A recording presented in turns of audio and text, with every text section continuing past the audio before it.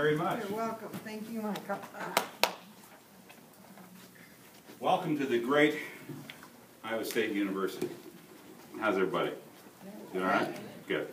How many of y'all are on Twitter right now? Tweeting, okay? On the piece that you're going to get is a couple of me. All right, there's several handles that I have, and it's lots of fun. Gosh. Anyway, I've got all kinds of things to share with you, but first, who wants to be our camera person for just a moment? I bet that guy with the schnitzel Happen shirt on. Hold on, kids. Here you go.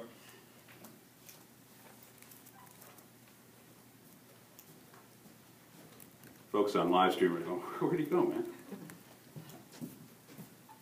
Would you be our camera guy for a little bit? Sure, why not? Sure. What's your name? Jake. Jake. Yeah. Okay.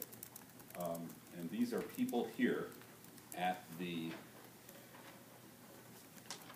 140 character conference for agriculture in Iowa. You're on. Okay. All you have to do is just do that for about 30 seconds, okay? Just kind of to establish this, and we're going to do some other things later on. All right? Very good. Thank you very much. My name is Michael Libbie. I own an advertising agency, okay? That means nothing to you because just like my 92-year-old mother, she has absolutely no idea what I do for a living. You know, she says to somebody the other day, she said, I think he's a disc jockey. I don't know. So, but anyway, we are deeply steeped in agriculture, and what I'm here to share with you today is about planting your ROI utilizing social media, in particular Twitter, okay? So let's go ahead and get started real quick. First of all, you need to know that there are no experts in the world of social media. If anybody comes to you and say that they're an expert in whatever it happens to be, show them the door. Because why? This is such an emerging technology. We are all learning all the time. No matter if I've been on Twitter for years and been blogging for years and have multiple handles out there, and we help our clients learn how to better connect with people and build relationships by utilizing social media. But am I an expert? No, I don't do Pinterest real well, you know? Somebody else might. My wife does beautiful at those kinds of things. So one thing that you need to know is there are no experts. But what I want to give you is a couple of quick stories about the ROI of utilizing social media, in particular Twitter, to build your voice. Not only your voice in your work, but also this powerful voice that goes on with regard to agriculture. You're good. Yeah, you can hit a little bit. Yeah, turn me off. We don't want any of this to be shown in public. All right, so what do? I just got back. I was in Albuquerque, New Mexico for the Ag Media Summit just a week ago.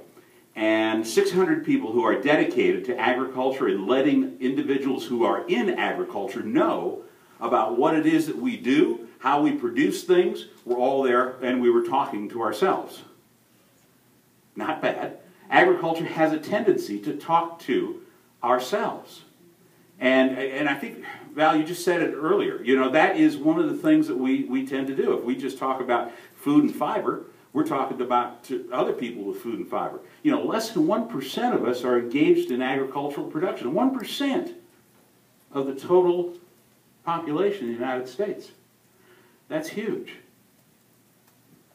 on a small scale. It's minuscule. It is minuscule. So what we need to do is continue to reach out to those individuals who are not engaged in production agriculture. They just opened up a 95,000 square foot Hy-Vee on the corner of 86th and Douglas. It was on Tuesday. 95,000 square feet. And there were people, the governor was there, and the Congress people were there, all kinds of folks. And you know, at least they did give credit to agriculture being there to do those kinds of things, to put the foodstuffs into that world. But you know, one of the things that we do on both sides, urban and rural, not only do we have a tendency to do that, but those of us who are engaged in traditional agriculture sometimes have bad things to say about those folks who are engaged in organics or sustainable farming. not a really good idea when it comes to the audience out there in the world of urban folks.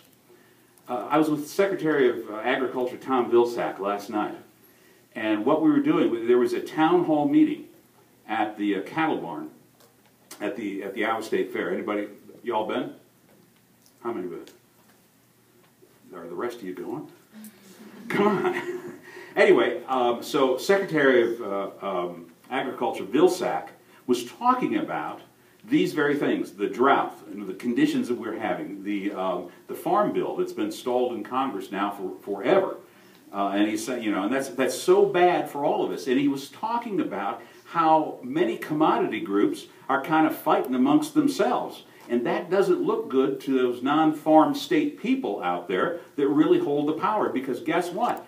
In Congress right now, there are fewer and fewer individuals who are married to the farm and understand how important this farm bill is. Where does Twitter come in? Where does social media come in all of these things? Broadening our scope. You know, last night, the hashtag was Ask USDA. And people from all over the world were tweeting in questions for the Secretary of Agriculture of this, the most powerful nation on earth. How important and how cool is that we can reach out to people all across the political spectrum to talk about what it is that we do? Secondarily, what about utilizing Twitter for your business, no matter what your business happens to be? Here's how we suggest that you do this. We've had some conversations about blogs, and we think that's very important because it expands your voice, it expands your SEO capabilities. But the other thing that happens with social media and Twitter is, how do you get people of interested dynamics out there to even find your blog? And that's where Twitter comes in. You know, many people don't understand Twitter, and if you're new to this, let me explain it. I spent years in the world of broadcasting. Back in the day, we used to have something called a teletype, okay? UPI-AP, and it would go all the time, spitting out stories. This is back in the dark ages. Marconi and I were friends. And this thing would spit out all kinds of things on a running basis all the time, right? Well, guess what? If you missed this news story, they had to come back and send it again 15, 20, 30 minutes later, because if you were ripping and reading, you were out of the loop. So with Twitter, it's the same thing. We tell our clients no less, write this down somewhere, no less than 15 tweets a day, every day. And share other things. Because why? Twitter is like this huge UPI machine, AP machine. It just keeps on rolling. And so if you're not in the Twitter stream right here, you're gone. You're gone. So we tell our clients at least 15 tweets a day. Utilizing hashtags to go ahead and find other people is invaluable. Invaluable. We were doing the Ag Media Summit in Albuquerque, and people there were talking amongst themselves, but we were trying to reach out to others, you know, and that's so important to be able to spread the message of what it is that we do. Last night, and again, and I'll conclude with this, last night at the Secretary Vilsack's event, USDA put this on, of course. Not in my wildest dreams would I think that the USDA media people would start following my Twitter stream. But they do now. And why was that? Because I was sitting first row. Constantly, there must have, if you do hashtag Ask USDA, you're going to see a string of tweets from me about what was going on the stage with the secretary.